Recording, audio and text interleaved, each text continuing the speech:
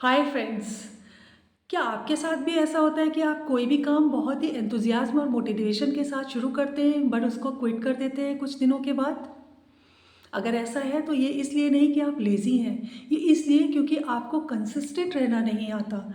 आज मैं आपसे कुछ टिप्स शेयर करूंगी कंसिस्टेंसी के, जिसमें सबसे पहले आता है डोंट वेट फॉर मोटिवेशन, क्योंकि मोटिवेशन टेम्पररी है बट डिसिप्लिन इज़ परमानेंट। तो इसलिए डिसिप्लिन को अपनाइए अपनी लाइफ में, कितना भी हार्ड दिन हो but show up even in your hard days.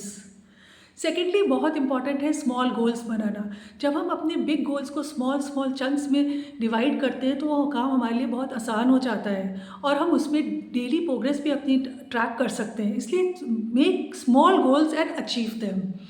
इसके बाद सबसे इम्पॉर्टेंट चीज़ जो आती है वो है fix time.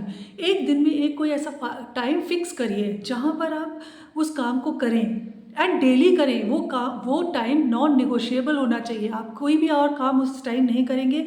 You will do your work and analyse it कि you are doing it on a daily basis.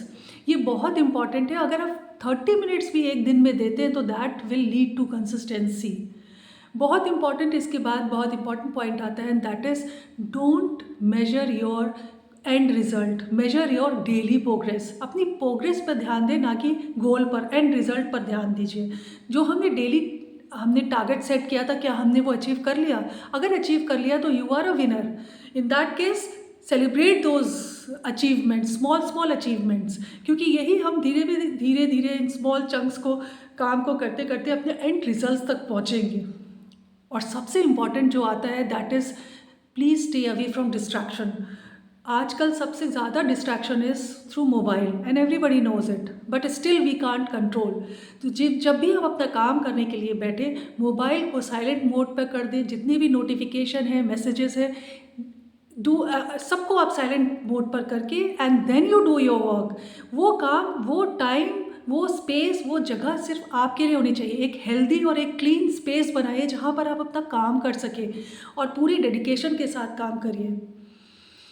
इस बहुत इंपॉर्टेंट चीज़ जो इसके बाद आती है that is accept boring days. हमेशा ऐसा नहीं होता कि हम every day we are motivated, every day we are enthusiastic. No, it does not happen.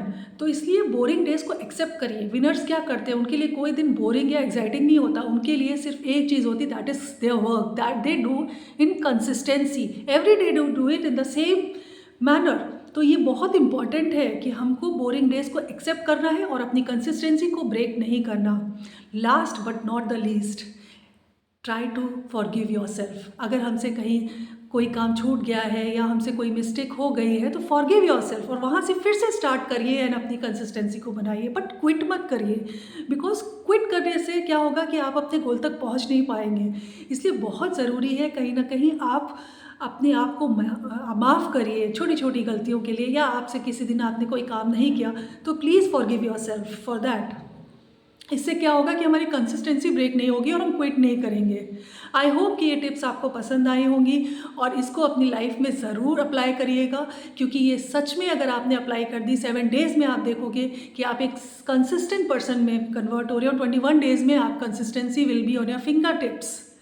अगर ये वीडियो आपको पसंद आया है तो लाइक करिएगा, चैनल पे नए हैं तो चैनल को सब्सक्राइब कर लीजिएगा। मिलते हैं फिर नेक्स्ट वीडियो के साथ, तब तक के लिए बाय बाय।